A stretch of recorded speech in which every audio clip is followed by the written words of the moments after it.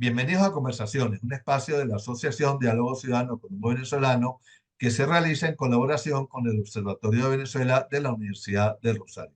Soy Chomil Laceras y hoy tendremos como invitada a Catalina Arenas Ortiz, magíster en Políticas Sociales y Acción Comunitaria de la Universidad Autónoma de Barcelona y consultora en temas migratorios con énfasis en la migración venezolana.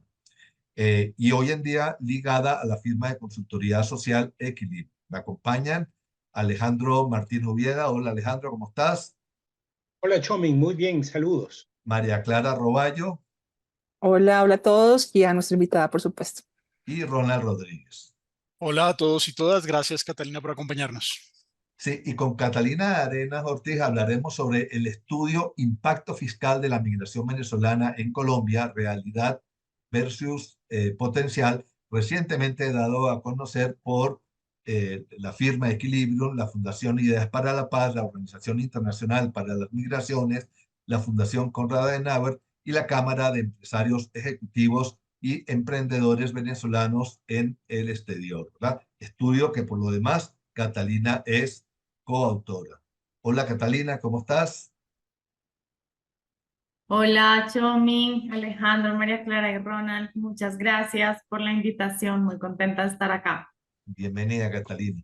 Bueno, y para comenzar, en el prólogo del informe que ustedes están o acaban de presentar, se comienza diciendo que una de las narrativas que con frecuencia se impone en la cotidianeidad de las discusiones públicas en torno a la migración venezolana en Colombia advierte que la política de apertura y regularización que ha implementado el Estado colombiano en los últimos años implica una suerte de competencia que va en detrimento de los intereses de los ciudadanos colombianos. ¿Qué tiene que ver esa narrativa con las conclusiones a las que han llegado en el estudio, Catalina?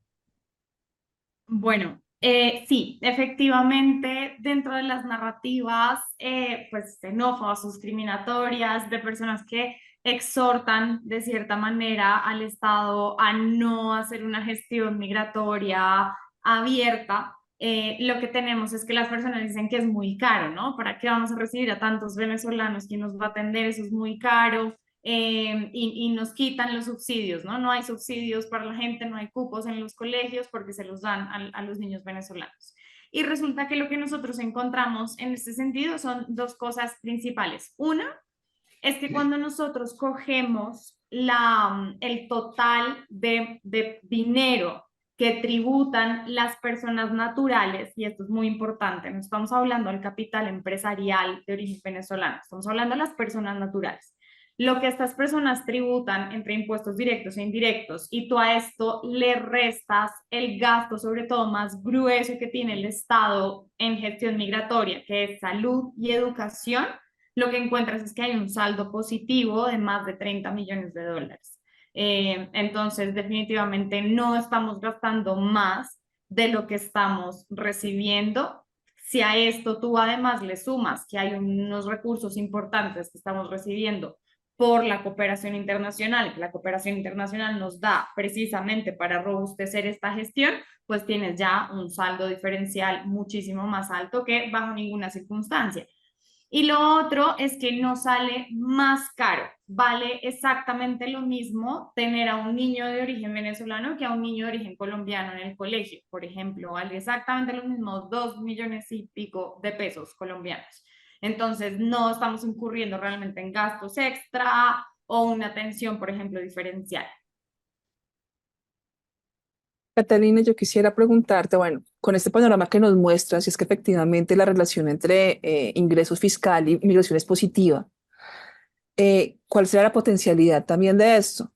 Y aquí aprovecho también para preguntarte qué tanta correspondencia hay entre los marcos legales migratorios con los marcos legales laborales y tributarios. Bueno, esa pregunta es clave. Entonces, para ponerlo en cifras, nosotros tenemos dos cifras claves en el informe. El primero es lo que actualmente se tributa o se tributó en el 2022, que era el año fiscal con el que contábamos información para el momento del estudio, y eso nos dio entre impuestos directos e indirectos 530 millones de dólares.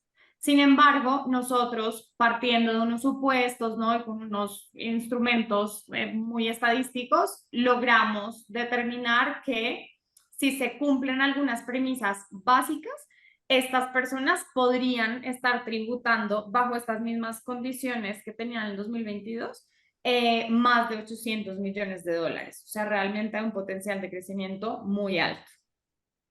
¿Qué es importante aquí, como tú lo mencionas?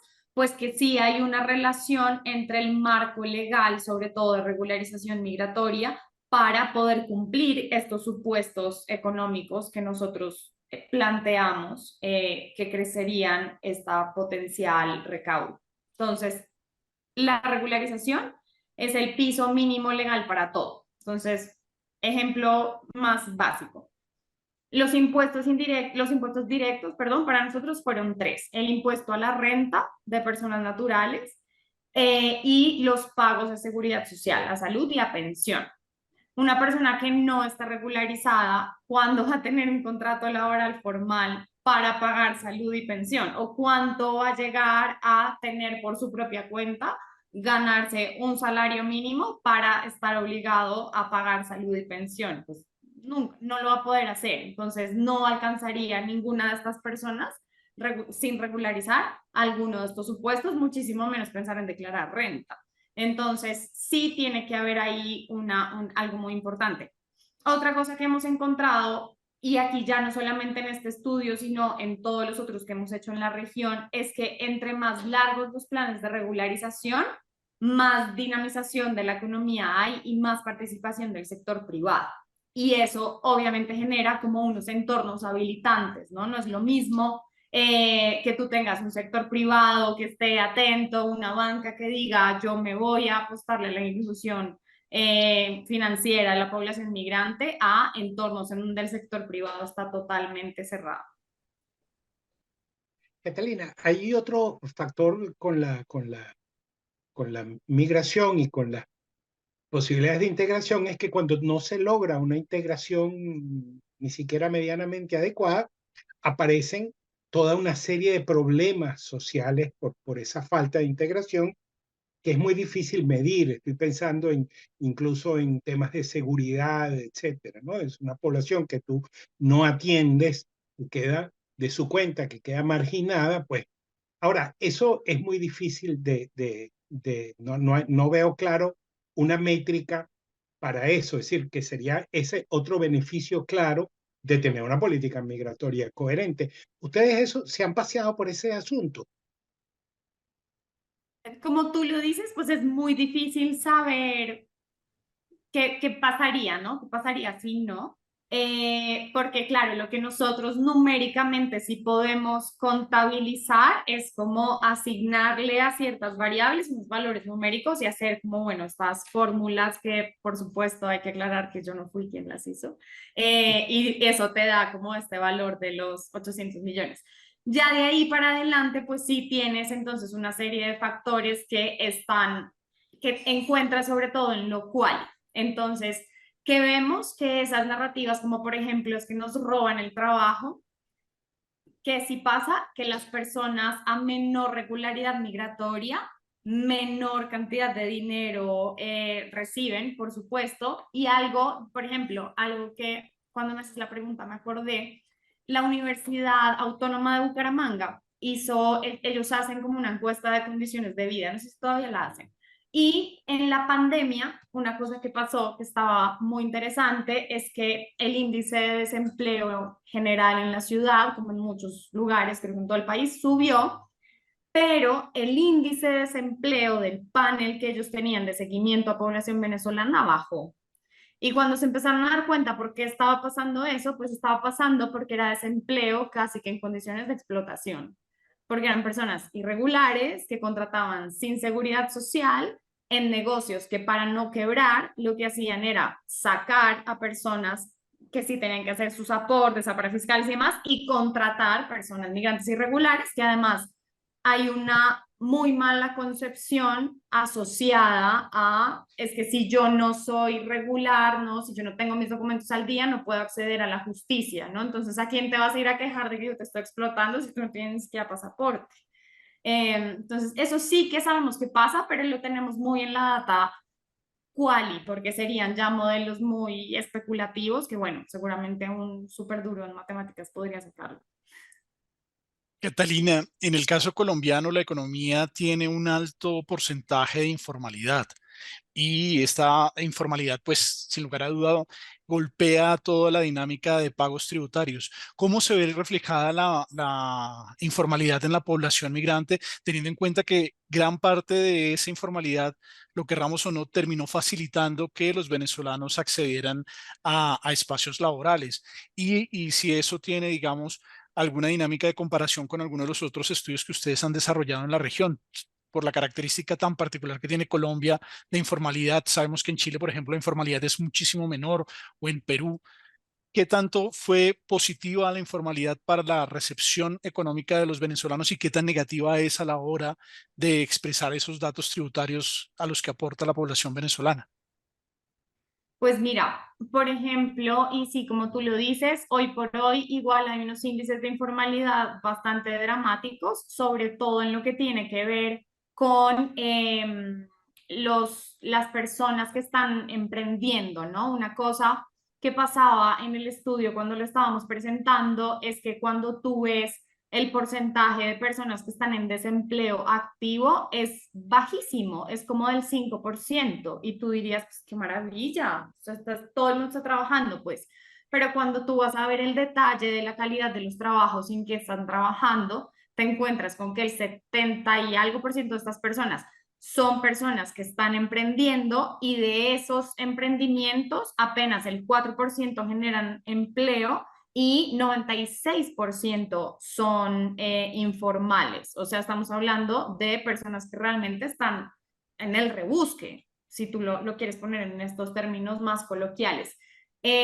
También hay una brecha de género importantísima. Las mujeres son más informales tanto en emprendimientos como en el trabajo de empleo.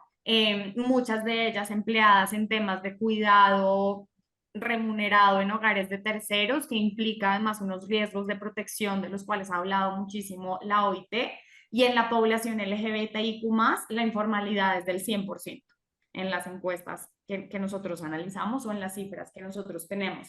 Pero sí que, como tú lo mencionas, desafortunadamente la irregularidad, la informalidad también ha aportado de cierta manera y ha sido como la puerta de entrada para que las personas puedan empezar a trabajar.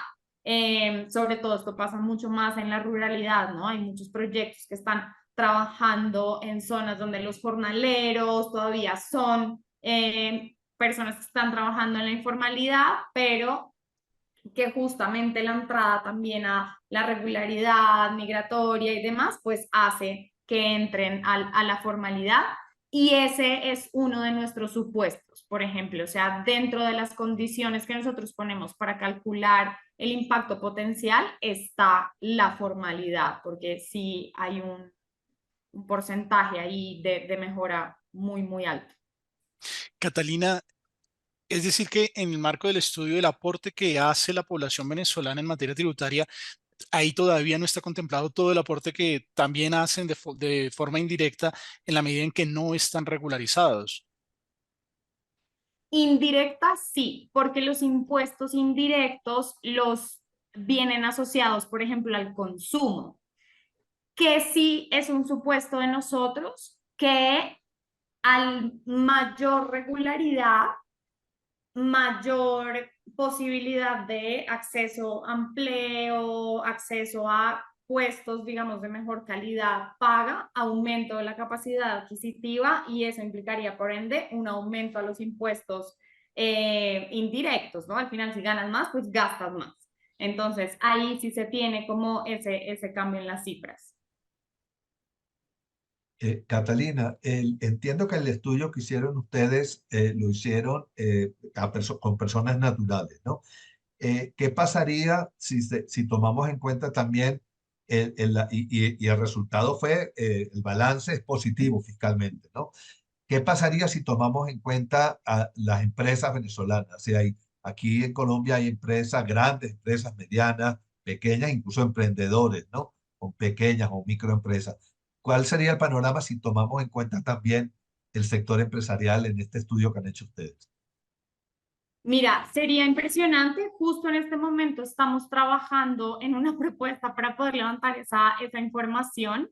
Pero, por ejemplo, en Panamá sí que ese componente emprendedor o de empresas fue muy importante. Allá sí se logró acceder a esa data y fue como mucho más tangible ese impacto. Y estoy en este momento abriendo la presentación para poderles decir, pero realmente sí se sube muchísimo más, o sea, este saldo, digamos, que queda positivo, es mucho más, y además tenemos entonces datos que están muchísimo más interesantes. Por ejemplo, en Panamá nosotros pudimos saber más o menos cuál es el porcentaje de empleo que tienen las personas, o sea, qué tanto generan empleo las personas migrantes que están en el país, que eso pues también está impresionante y está súper interesante. Mira, aquí estoy viendo las cifras de Panamá y estoy encontrando que estamos hablando del 2% de la población económicamente ocupada en Panamá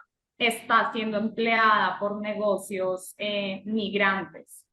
Y el ingreso anual en el PIB o en el consumo, perdón, en Panamá es del 4%, que es el más alto de los estudios que hemos encontrado, pero pues eso tiene muchísimo que ver con que allá sí pudimos acceder a esa data de los emprendimientos. Catalina, la xenofobia probablemente se ancla en un sentimiento y ese sentimiento busca, digamos, una expresión que, dependiendo de las coyunturas sociales, es más o menos estrambótica, ¿no? A veces puede llegar a unas cosas un poco absurdas, pero es porque hay gente que se resiste a creer cosas porque hay un sentimiento que la mueve en una dirección y eso es además muy humano, eso es una de las miserias del ser humano. ¿Cómo este estudio que es tan revelador, cómo han planteado ustedes se han planteado la divulgación, la comunicación de estos resultados de una manera particular? Porque creo que estamos frente a una cosa realmente importante, ¿no? Decisiva.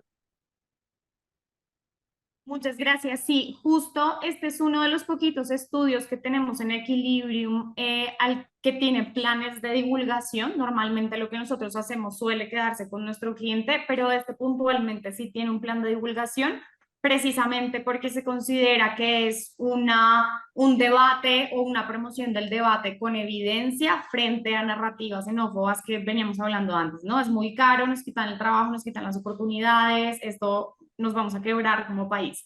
Entonces, además de estar participando todo el tiempo en este tipo de espacios, algo que estamos haciendo en alianza con la Fundación Ideas para la Paz, y por eso ellos son parte también de esto, es que nos van a apoyar liderando ejercicios de diálogo con tomadores de decisión, con actores de política pública, incluso en mismo Migración Colombia ha querido también sentarse. Y la idea es justo con este tipo de actores poder aterrizar el estudio un poquito más a cómo esto se ve en acciones, ¿no? Una cosa que pasa, por ejemplo, con las municipalidades, con las gobernaciones, es que se ve mucho como la regularización es una cosa muy del resorte del gobierno central, se ve como que, bueno, yo lo que tengo que hacer es acá atender a los migrantes y punto final. Pero resulta que la integración es algo muy local. Entonces, podernos sentar con este tipo de actores y poder conversar y hablar de cómo esto se puede traducir en acciones que pueden ellos hacer para llegar a cumplir los supuestos de impacto potencial, es justo la tarea en la que estamos y vamos a estar muy de la mano con la FIP. Catalina, para cerrar, quisiera preguntarte sobre un tema que recoge este estudio, que son las remesas. ¿Qué información recabaron sobre este tema y cuál es la reflexión que suscita ser hoy un país emisor de remesas hacia otros lugares? Bueno, las remesas son otro tema también de muchas oportunidades que se pueden generar en el país. Una cosa que encontramos nosotros, tanto en Colombia como en nuestros países más próximos, es que las remesas es algo que la gente nunca va a dejar de enviar. O sea, lo que vemos es que sí hay una transformación, según obviamente distintas cosas que pasan tanto en Venezuela como acá, la frecuencia del envío es distinta, los montos de envío son distintos, el porcentaje de envío de remesas, justamente en este estudio encontramos que no es tan alto como uno creería, pero la gente no deja de enviarlos. Ahora, ¿ante qué retos estamos? Todavía, y sobre todo en el caso de Venezuela, las personas tienen métodos muy informales y muy rudimentarios para el envío de remesas. Y eso hace, obviamente, que tanto para Venezuela como para Colombia esto no sea beneficioso en términos económicos. Entonces aquí sé incluso que el gobierno tiene como algunas ideas de cómo trabajar eso un poco mejor, tanto en las remesas que salen como en las que entran, porque sí que ahí estamos perdiendo oportunidades importantes en estas formas de enviar remesas de maneras tan informales y que al final de cuentas y complementando con otros estudios que hemos hecho muy a profundidad sobre específicamente ese tema, lo que vemos es que la diferencia para las personas no es tanto, pero sí pasa lo que decía Alejandro, y todavía hay creencias muy instauradas. No sé, por ejemplo, cuando empezó como el grueso de la diáspora, cuando tú enviabas dinero, la moneda cambiaba de la mañana a la tarde. Y parte de las metodologías que se usan para enviar dinero es que es inmediato, y lo que la gente te dice es que si lo mando por MoneyGram, por Western Union, por una agencia más formal, se demora la plata de un día a otro y ya entonces le llega a la gente mucho menos. Y lo que estamos viendo hoy es que no, hay creencias muy instauradas a ese respecto que si lográsemos trabajar y fortalecer, seguramente se puede sacar provecho importante sobre ese tema. Bueno, muchísimas gracias, Catalina Arenas Ortiz, por acompañarnos en el día de hoy. Nos esperamos la próxima semana en una nueva emisión de Conversaciones de la Asociación Diálogo Ciudadano Colombo-Venezolano. Pueden seguirnos también por nuestras redes, así como las del Observatorio de Venezuela, de la Universidad de Rosario y en el portal de lasillavacía.com. Hasta luego, Catalina.